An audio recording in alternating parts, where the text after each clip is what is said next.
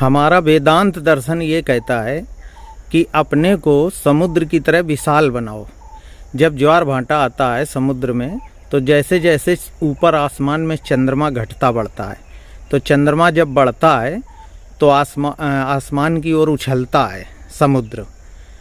तो जब कोई तरक्की करे समाज में, आगे बढ़े, तो आपके हृदय में उछाल आना चाहिए, प्रेम आना चाहिए। देखिए, एक घटना हुई हमारे केरल में। बहुत बड़े बड़े मेढक और केकड़े होते हैं जो चीन भेजे जाते हैं। चीन में भारत के जो केरल से मेढक और केकड़े जाते हैं, उन्हें एलीट वर्ग का भोजन माना जाता है। मतलब बड़े बड़े आदमी खाते हैं, क्योंकि वो महंगा पड़ता है, यहाँ से जाता है। अब उनका भोजन है, उस विषय में हम वीडियो में न जाएं।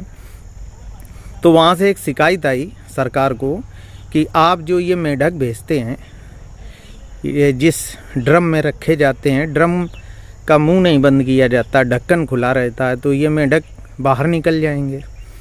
तो सरकार ने जांच बिठाई।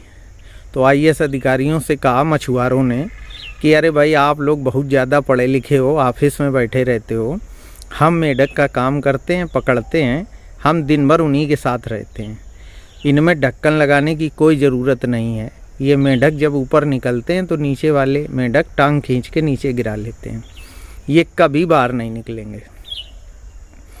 तो हमारे यहाँ समाज में जब किसी के अंदर ये प्रवृत्ति आ जाती है कि हम किसी को आगे बढ़ता हुआ नहीं देखना चाहते हैं, जबकि हमारा वेदांत ये कहता है कि हमें समुद्र की तरह विशाल होना चाहिए।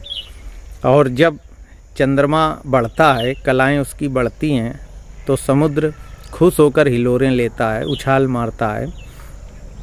इसी तरह समाज में जब कोई आगे बढ़ रहा है, किसी का लड़का फर्स्ट डिवीज़न पास हुआ, तो हमें सोचना चाहिए, अरे बहुत अच्छा हुआ, उसे बधाई दो, उसकी पीठ थपथपाओ और प्रयास करो कि हम भी वैसे बने।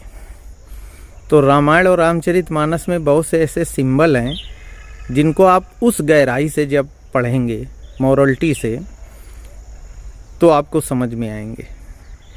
और हम केवल मर्यादा पुरुषोत्तम श्री राम को ही नहीं लेके चलते हैं, हम कृष्ण का भी चरित्र पढ़ते हैं, भारद्वाज का भी पढ़ते हैं, वाल्मीकि का भी पढ़ते हैं, अर्जुन का भी पढ़ते हैं, भीष्म का भी पढ़ते हैं। हमारे भारतीय परंपरा में जो महान लोग आते जाते हैं, हम उनको परंपरा में शामिल करते हैं, पढ़ते हैं। तो हमारा लचीलापन और आगे बढ़ने की प्रवृत्ति, लोग आते जा रहे हैं और आते जाएंगे, हम सबको समाहित करते हैं। किसी एक व्यक्ति ने जो कह दिया वही सच नहीं हो सकता है। हम केवल उसी एक किताब या किसी एक पैगंबर, एक व्यक्ति की बात को ही अंतिम नहीं मान सकते हैं। लोग आते रहे हैं, आ रहे हैं, आगे भी आएंगे। आधुनिक युग में भी हमने गांधी को भी माना, हमने महेश अरविंद को भी माना, श्री राम शर्मा आचार्य को भी माना, जे कृष्णमूर्ति को भी माना, कबीर को भी माना, रामानंद को भी माना।